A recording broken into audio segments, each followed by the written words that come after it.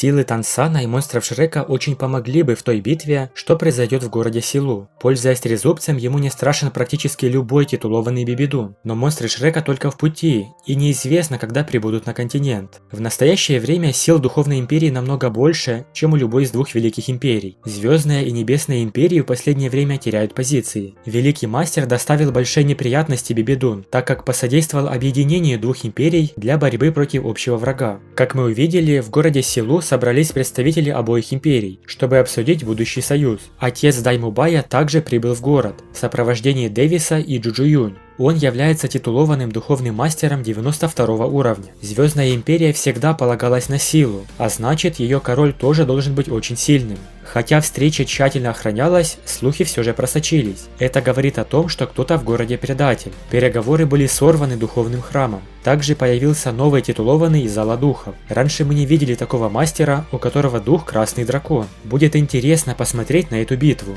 Ранее мы думали о том, что же произойдет с Циньмином, спасет ли его Тансан. Кажется, в этой серии все стало намного понятнее. Циньмин, как учитель Академии Шрек, взял несколько учеников в Великий Звездный Лес, чтобы охотиться на духовных зверей, но внезапно столкнулся с врагами из Духовного Храма. До появления 7 монстров Шрека, Циньмин был самым выдающимся учеником Академии Шрек. Он достиг уровня Великого Духовного Воителя в молодом возрасте, и его будущее многообещающее. Без сомнений, через несколько лет он вполне способен стать титулованным, и может даже достичь 94 или 95 уровня.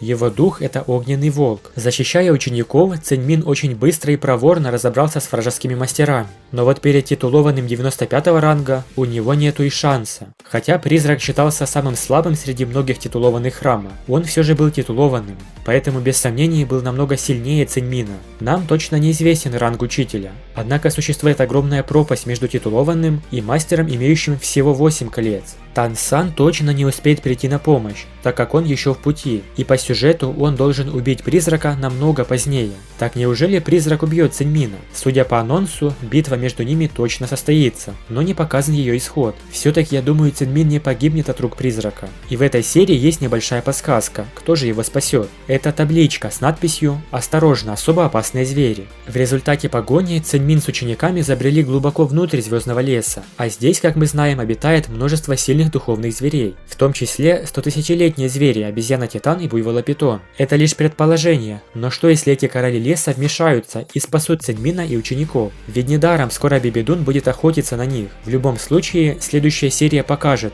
умрет ли Циньмин или же доживет до финальной битвы. Также, судя по анонсу, Духовная Империя начала яростную атаку против двух других империй. Появился таинственный титулованный, его зовут Цянджун. Он мастер 96 ранга и является старейшиной Зала Духов. Духовная Империя очевидно узнает о прибытии в город Силу делегации из двух империй. В этом месте соберется большое количество духовных мастеров высоких рангов. Будут также несколько титулованных. По сравнению с прошлой бойней в городе Металла, на этот раз она явно более ужасающая и имеет больший размах. Мы видим, как юный император Сюэбэн защищается от атаки врагов, а прибытие 7 великих кланов станет еще большей угрозой для обоих правителей. Есть лишь несколько вариантов, кто может спасти положение. Если Тансан вернется на континент и придет в город Силу, или же Даймубай сам отправится спасти своего отца и брата и сразиться с титулованным. Так что в следующей серии нас без сомнений ждет замечательная битва между Духовной Империей и двумя великими империями. Хотя эта битва не была кульминационной, но будет относительно жаркой.